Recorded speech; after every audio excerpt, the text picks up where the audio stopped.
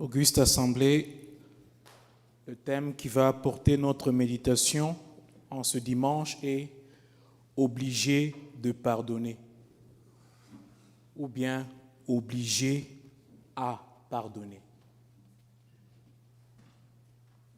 Le pardon devient une obligation, pas une question de choix et de liberté. Le dimanche passé, le Seigneur nous a nourris sur le processus de la correction fraternelle. De la bouche de Jésus, nous avons entendu « Si ton frère a commis un péché contre toi, va le voir seul à seul, invite quelqu'un d'autre, amène-le à l'église, et bien s'il ne change pas, tu le regardes comme un païen. » Aujourd'hui, le Seigneur nous dit que dans ce processus, si cet autre reconnaît sa faute et nous demande pardon, nous n'avons pas le droit de lui refuser le pardon. Et la première lecture donne beaucoup de raisons pourquoi nous n'avons pas le droit de ne pas pardonner, ou bien pourquoi le pardon devient une obligation. Siracide 28.3 nous dit ceci. Si un homme nourrit de colère contre un autre homme, comment peut-il demander à Dieu la guérison? Comment peut-il demander à Dieu la guérison? Le pardon devient ici comme un préalable à la guérison. Donc il y a certaines maladies que nous pouvons avoir dont la cure est le pardon. Lorsque nous pardonnons aux autres, automatiquement, les maladies là sont guéries. Alors ne me demandez pas c'est quelle maladie, parce que je ne sais pas. Tout ce que je connais, c'est que Siracide dit comment peut-il demander la guérison à Dieu si lui-même ne pardonne pas à son propre frère. Bon, conseil, si tu as essayé de pardonner, tu es malade, ça n'a pas marché, tu as changé de docteur, ça n'a pas marché, regarde dans ton cœur, est-ce qu'il y a des gens que tu gardes en prison? Libère ces gens-là, peut-être tu peux être pardonné. Le pardon est aussi un bien-être, est aussi le préalable à notre bien-être spirituel. Siracide 28.2, pardonne à ton prochain le tort qu'il t'a fait, alors la conséquence, alors tes péchés et tes prières seront... Non, ta prière et tes péchés seront remis. Il ne faut pas inverser. Pas inverser. Donc, si nous prions, les choses ne changent pas, le miracle ne s'opère pas, regardons, est-ce que vraiment nous n'avons pas des comptes à rendre à certains? Pardonnez du fond de votre cœur, peut-être votre prière sera exaucée, peut-être votre situation peut être décantée. Tu veux te faire pardonner? Siracide dit que s'il n'a pas pitié pour un homme son semblable, comment peut-il supplier pour ses propres péchés à lui? Si tu n'as pas pitié pour ton semblable, comment tu peux demander que le Seigneur puisse te pardonner? Je réalise que par ce texte, et même l'Évangile, nous n'avons pas le choix devant le mystère du pardon. Nous n'avons pas vraiment le choix. Si nous voulons vivre bien, à l'aise, bénis, nous devons pardonner. Nous devons pardonner. Jésus demande à Simon-Pierre quelque chose d'humainement impossible. De pardonner combien de fois? 70 fois, 7 fois. Les mathématiciens hier m'ont dit que ça fait 490 fois. C'est ça, non? 490 fois pardonner, pardonner. C'est possible. C'est possible de pardonner 490 fois. 490 fois. Est-ce que vous avez déjà entendu une personne vous dire que non, je lui ai pardonné pour la première fois, elle a encore répété la deuxième fois, n'est-ce pas? Mais est-ce que vous avez déjà entendu la personne vous dire j'ai déjà pardonné, ça c'est la 53e fois. On va se fatiguer en comptant et on ne saura même pas atteindre 490 fois.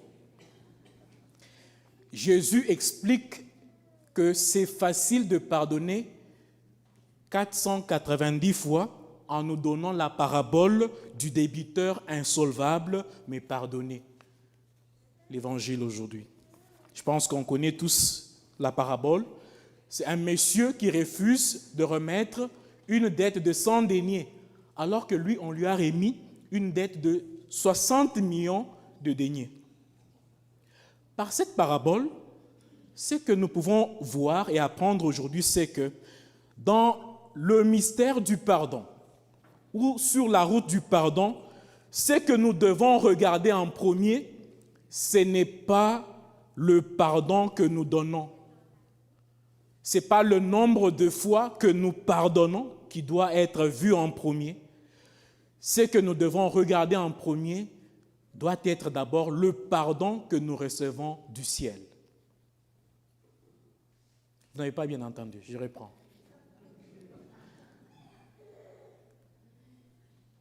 Pour pardonner, ce qu'il faut regarder en premier, ce n'est pas l'offense qu'on t'a faite.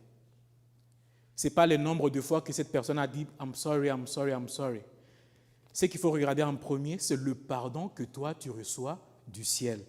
Hier, j'ai posé cette question aux gens, je leur ai demandé de ne pas répondre, alors je la pose aussi aujourd'hui. Vous avez quel âge? Ne répondez pas. Combien de fois Dieu t'a déjà pardonné? Combien de fois Dieu t'a déjà pardonné? Alors si, par exemple, nous regardons le pardon que le Seigneur nous a déjà donné, il est possible de pardonner plus de 490 fois. C'est possible. C'est possible. Si nous regardons le pardon que le ciel nous donne, bien-aimés, nous verrons que nous sommes des débiteurs insolvables. Nous avons pris les dettes de Dieu, les dettes de pardon, et nous ne pouvons pas payer toutes ces dettes-là. Toutes ces dettes-là. Les gens disent et chantent toujours, à la croix, Jésus a payé ma dette. Il a payé ma dette. Et cette dette qu'il a payée là, c'est une nouvelle dette que tu as contractée. Combien peux-tu payer pour la dette que Jésus a payée pour toi sur la croix? En pardonnant aux autres, nous sommes comme si nous sommes en train de payer à petite compte cette dette colossale que nous ne saurons jamais payer pendant toute notre vie. Mais souvent, nous nous comportons comme des créanciers, ignorant la dette colossale qui nous lie au Créateur, ignorant la dette colossale qui nous lie au Rédempteur et même cette dette qui nous lie envers nos prochains. Un jour dans la messe matinale, je disais que nous avons tous des dettes les uns envers les autres. Bon, et les gens ont semblé ne pas penser. Moi, je parle la dette contre telle personne. La plus grande dette que nous avons envers les autres, c'est la dette de l'amour, la dette de la générosité. Et même du point de vue générosité, nous n'avons encore rien fait les uns envers les autres. J'avais pris l'exemple ces jours-là de M. Baudet, Denis. Je lui avais dit, est-ce que je t'ai déjà payé une chemise? Il avait dit non. Et c'est vrai, je n'ai jamais payé une chemise. J'ai eu une dette envers lui de lui payer une chemise. Et même si j'avais déjà payé une chemise à lui, est-ce que je lui ai payé une chemise dans toutes les couleurs qu'il aime? Non. Vous voyez qu'envers lui, envers la générosité envers lui, j'ai encore beaucoup de choses à faire. Humainement parlant, nous avons tous les dettes envers les uns les autres. Alors si nous regardons la dette que nous avons envers le prochain et la dette que nous avons envers le ciel, nous verrons que nous n'avons pas le droit de ne pas pardonner aux autres. Alors, le refrain sur la musique du pardon, c'est quoi? Monsieur l'abbé, c'est difficile de pardonner. Je ne sais pas comment pardonner. I do not know what to do when it comes to forgiveness. Bon, aujourd'hui, je vais vous donner 3 tips, 3 techniques, et peut-être si vous les appliquez, ça peut vous aider à pardonner ou à apprendre à pardonner. Premièrement, lorsqu'on vous fait quelque chose de mal, mon frère bien-aimé, première technique, pardonnez immédiatement. La personne vous fait du mal, n'attendez pas que cette personne vienne vers vous s'agenouiller pour dire « Mon cher, s'il te plaît, pardonne-moi ». Avant que cette personne-là ne te demande pardon, pardonne-le immédiatement. Car Ephésiens 4, 32 nous dit « Soyez entre vous pleins de générosité et de tendresse, pardonnez-vous les uns les autres comme Dieu vous a pardonné dans le Christ. Il s'agit ici du pardon immédiat. Du pardon immédiat. Cette étape est très importante. Pourquoi? Parce qu'elle permet que l'amertume ne surgisse pas dans notre cœur et n'envenime pas la situation. Lorsque tu pardonnes immédiatement, tu bloques le processus de la croissance du pardon et ça te place sur le chemin de la réconciliation. Mais si, par exemple, au lieu de pardonner immédiatement, tu commences à analyser pourquoi il a dit ça, qu'est-ce qu'il pense, qu'est-ce qu'il disait, donc, des conclusions, l'amertume monte, et ça devient difficile. Donc, premièrement, on te fait du mal, n'attends pas qu'on reconnaisse cela. Pardonne immédiatement le pardon. Deuxième étape, si vous voulez vraiment aimer à pardonner, il faudra la confrontation. La confrontation. Certaines erreurs bien-aimées peuvent être réglées à la première étape. Tu as pardonné immédiatement, la vie est réglée, il n'y a rien. Mais pas toutes les erreurs. Pas toutes les erreurs. Certaines erreurs demandent qu'il y ait la confrontation. Et quand je dis de la confrontation, je ne dis pas que va doiter quelqu'un. Tu sais, tu m'as fait ceci, tu m'as fait cela. Il n'y aura pas de pardon après. La confrontation ici est à entendre dans le langage du Seigneur le dimanche passé. Si ton frère t'a fait quelque chose contre toi, va lui parler seul à seul. Il s'agit là de la confrontation. Aller dans l'humilité, parler à ton frère. Écoutons bien ce que le Seigneur dit ici. Il ne dit pas, lorsque quelqu'un te fait du mal, attends. Attends qu'il vienne vers toi. Jésus dit quoi? Si quelqu'un a péché contre toi, donc toi tu n'as pas de problème. Lui a péché contre toi, n'attends pas, toi va. La confrontation. Cette étape est très importante, mais aussi évitée par plusieurs. Et qu'est-ce que nous regardons? Nous nous blessons, nous nous reblessons et nous ne nous parlons pas. Pourquoi? Parce que personne ne fait le pas vers l'autre. On est tous orgueilleux, on attend que l'autre reconnaisse son erreur et vienne s'agenouiller devant moi. C'est ça, non? On attend que lui vienne, fasse le premier pas. Et quand il a dit le premier mot, là on pardonne. Va. Et quand nous partons dans la confrontation, bien-aimés, n'allons pas par des raccourcis. Ne dites pas, tu sais, tu m'as fait du mal, je t'ai pardonné.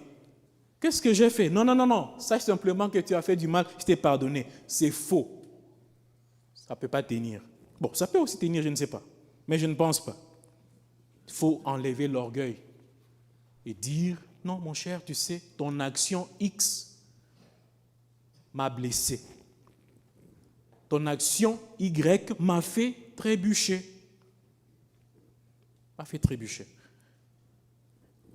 Il y a des personnes qui ne se réconcilieront jamais. Pourquoi? Parce qu'ils fuient la confrontation. Et les choses ne peuvent pas être réglées de soi. Même dans cette église, il y a peut-être une personne qui est fâchée contre XY parce qu'il avait fait ça. Dans son coin, il est resté calme. Et chaque jour, tu n'es pas en paix. Tu vois cette personne-là, la colère monte encore. Va. Troisième et dernière étape, c'est quoi? Dans la confrontation, je prie qu'elle réussisse parce qu'elle peut aussi rater. Elle peut rater si on va dans l'orgueil en montrant comme ça. Non. Mais si on y va vraiment avec l'humilité dans la prière, connaissant aussi que soi-même, on a aussi blessé Dieu, on va pour aller se réconcilier, pas pour aller montrer comment l'autre est le diable de votre vie. Mais si on y va vraiment humblement, elle va réussir. Alors si elle réussit, qu'est-ce qu'on va entendre? Vous entendrez votre offenseur vous dire, je m'excuse, pardonnez-moi, je n'avais pas vu cela, ce n'était pas mon intention, je l'ai fait inconsciemment. Ces mots que vous entendez chaque jour. Alors quand vous entendez cela, vous allez alors dire à votre offenseur que je vous pardonne. Ça marche.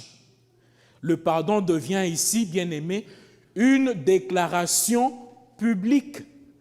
La troisième étape, c'est ça. Le pardon immédiat, la confrontation, et après, le pardon devient une déclaration publique. Bien, chers frères et sœurs, dans le Seigneur, nous avons le devoir de pardonner. Un chrétien qui ne pardonne pas, c'est un faux chrétien. Parce que le christianisme, c'est la religion de l'amour et du pardon. Donc, si toi, tu as des difficultés à pardonner, il faut travailler là-dessus. Il faut prier le Seigneur à le faire et essayer de tout ton cœur de pardonner tes frères du fond de ton cœur. À Dieu, nous devons tout. Nous devons à Dieu notre être, notre vie. Et à Dieu, nous donnons si peu. Lui, il ne mesure pas ce qu'il nous donne. Il nous pardonne, bien-aimés, sans limite. Le Seigneur nous remet nos fautes, alors que tout montre que nous n'allons pas changer. Quand nous allons à la confession de foi, on est convaincu qu'en sortant de la confession, on va encore commettre les mêmes erreurs. Ce n'est pas l'évidence qu'on va changer automatiquement. Mais quand le Seigneur nous voit seulement regretter ça, il nous donne sa miséricorde. Alors si le Seigneur ne règle pas de compte avec nous, ne garde pas rancune, pourquoi toi ne peux-tu pas pardonner aux autres?